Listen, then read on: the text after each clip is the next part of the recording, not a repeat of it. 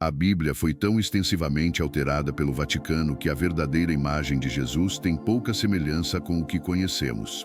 A pessoa que foi crucificada não era ele, mas Judas. A Igreja cristã tem sido envolvida em escândalos ao longo dos séculos e recentemente tem aparecido frequentemente nas manchetes. Precisamos entender o que está errado com os textos sagrados e quais fatos chocantes o Vaticano está escondendo de nós. Se você realmente acredita em Deus, clique agora no botão de inscrição logo abaixo do vídeo. Antes de começarmos o vídeo, não se esqueça de se inscrever no nosso canal e ativar o sininho para não perder nenhuma revelação surpreendente sobre a verdadeira história dos evangelhos e deixe seu amém nos comentários se você acredita que a verdade deve ser revelada. Este é o Evangelho de Barnabé, que desafia tudo o que a Igreja nos diz sobre Cristo. Foi descoberto por acaso em 2000, em Chipre, durante uma operação policial contra suspeitos de contrabando. Imagine o espanto quando os policiais apreenderam um antigo manuscrito com um dos suspeitos, e análises posteriores revelaram que ele tem 1500 anos. O processo legal sobre a relíquia durou mais de uma década, e somente em 2012 o Evangelho foi finalmente entregue ao Museu de Etnografia de Ankara, na Turquia, para estudos adicionais. Especialistas acharam suspeito que o texto fosse supostamente escrito pelo apóstolo Barnabé, já que, segundo a Bíblia, Barnabé não está entre os 12 discípulos de Cristo, seus seguidores mais próximos. No entanto, o autor alega que havia 70 apóstolos de Jesus, não 12, e que ele era o principal líder. Além disso, Barnabé parece não gostar de Paulo, embora as epístolas paulinas sejam consideradas a parte mais crucial do Novo Testamento e a base de quase toda a teologia cristã. Barnabé retrata Paulo quase como um louco, pois Paulo erroneamente pensava que Jesus era o Filho de Deus. Barnabé, por sua vez, estava convencido de que Deus era único, desafiando assim o conceito da Trindade que inclui o Pai, o Filho e o Espírito Santo. Barnabé afirmava que a Trindade não poderia ser uma verdade e isso está alinhado com as ideias dos primeiros cristãos. É importante notar que a palavra Trindade não é mencionada na Bíblia. Foi no primeiro concílio de Nicéia que essa noção foi incorporada à religião nascente no século IV depois de Cristo. Barnabé vai além no capítulo 39 de seu Evangelho, afirmando que Jesus era um homem mortal comum que recebeu iluminação divina e que o verdadeiro Messias só chegaria 500 anos depois. Muitos muçulmanos ressuscitados veem isso como uma profecia, já que Maomé nasceu em Meca exatamente 5 séculos após Jesus Cristo. Além disso, Barnabé tem uma visão diferente do paraíso, imaginando como 9 níveis separados, assim como o inferno ou melhor, 9 céus, onde os santos ocupam os andares mais altos e desfrutam intensamente, enquanto aqueles mais próximos ao fundo não sentirão muita diferença da vida terrena. Isso significa que os cristãos precisam ser duplamente justos se quiserem alcançar a sua celestial morada. Mas a principal revelação é guardada para os capítulos finais do Evangelho. Esse apóstolo, antes desconhecido, descreve o evento mais importante do Novo Testamento de uma maneira totalmente diferente de Paulo. Segundo Barnabé, durante a última ceia, Jesus já sabia que Judas iria traí-lo, mas ele não foi capturado pelos soldados romanos porque os anjos o levaram pela janela. Ao mesmo tempo, Deus supostamente mudou a aparência de Judas para que ele se parecesse com Jesus e fosse crucificado em seu lugar. Portanto, o homem pregado na cruz não era Cristo, mas Judas. Enquanto isso, Jesus instruiu Barnabé a registrar a verdade para que todos soubessem o que realmente aconteceu. Essas informações parecem uma tentativa de Barnabé de se vingar de Paulo por algum ressentimento pessoal que ele tinha. É por isso que ele nega vigorosamente tudo o que Paulo escreveu. Então, por que deveríamos acreditar que este texto descoberto tem alguma credibilidade? Curiosamente, o Vaticano nos encoraja a não fazer isso, sendo tão confuso e agindo de maneira estranha. O ponto é que os processos legais sobre o Evangelho de Barnabé foram tão demorados principalmente porque a Igreja frequentemente interfere no processo judicial. Eles esperavam que o texto fosse entregue imediatamente ao museu sem qualquer análise de especialistas. Será que eles temiam que novos conhecimentos abalassem as bases do cristianismo? Afinal, será que o Vaticano é transparente e honesto em todas as suas falas e ações? Sócrates de Constantinopla, um historiador da Igreja do século IV, contou que havia uma igreja fundada no local da crucificação de Cristo. Flávia Júlia Helena Augusta, mãe do imperador Constantino, o Grande, mais tarde tentou demolir essa igreja e encontrou 3 cruzes sob o edifício. Todos os cristãos, sem exceção, queriam um pedaço dessa incrível relíquia histórica. Então, as cruzes foram divididas entre vários templos europeus. Essa história é considerada canônica e não deve ser questionada. No entanto, 1000 anos depois, o teólogo francês João Calvino notou um detalhe intrigante. Se juntarmos todos os pedaços atualmente venerados como restos dessas cruzes, haveria madeira suficiente para construir uma nova igreja. Mas quando essas observações chegaram ao Vaticano, foram completamente ignoradas, assim como os demais evangelhos alternativos repletos de outros pontos de vista talvez até mais sensacionais. Ao longo dos séculos, oficiais do Vaticano têm moldado a Bíblia para si mesmos, e isso não é apenas uma suposição, é um fato.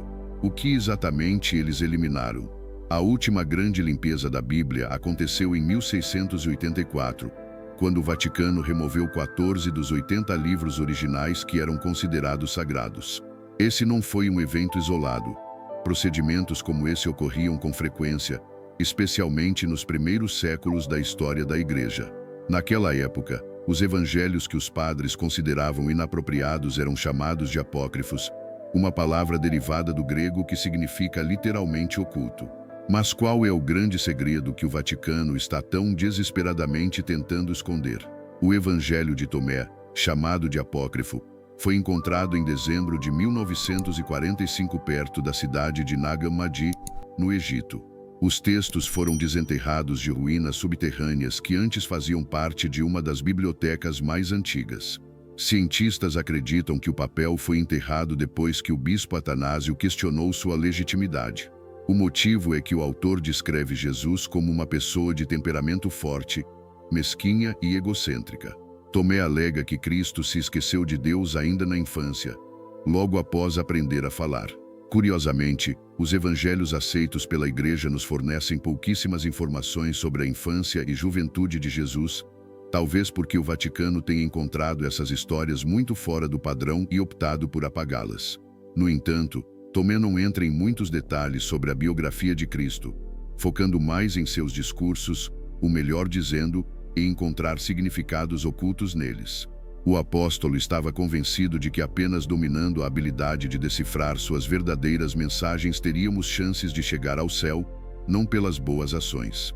Como isso é algo complexo de se fazer, a maioria, segundo Tomé, nunca seria abençoada com a graça divina.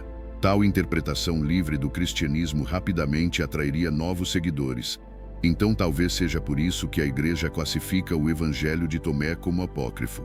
No total, ele inclui 114 ditos atribuídos a Jesus e 40 deles não são encontrados em nenhuma outra escritura sagrada. Além disso, cerca de metade desses 40 contém observações bastante controversas sobre mulheres. No número 114, o Salvador diz que vai tornar Maria Madalena homem para que ela possa entrar no reino dos céus. Mas por que Tomé estava certo de que Cristo descartou a ideia de que as almas femininas poderiam ser imortais? No entanto, os homens também não têm um tratamento muito melhor.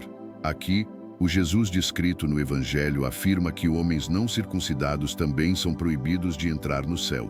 Portanto, a essência do texto é que, de todas as pessoas, apenas os homens circuncidados que encontrarem mensagens veladas nas afirmações sexistas de Jesus merecem o paraíso. Isso em meio à aparente megalomania do Salvador, que pode ter sido um problema do próprio autor. Inicialmente, Tomé declarou que as Escrituras não eram surpreendentes, e por isso o Evangelho foi removido da Bíblia. É intrigante pensar por que foi incluído inicialmente.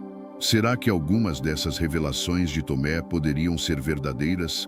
Talvez não incomodassem a Igreja no início, mas depois perturbariam. Esta é a principal razão pela qual teólogos e ministros exigiram a remoção de livros inteiros da Bíblia ao longo dos tempos. A religião é um assunto muito delicado, mas como podemos confiar nas pessoas que moldam a história conforme suas conveniências?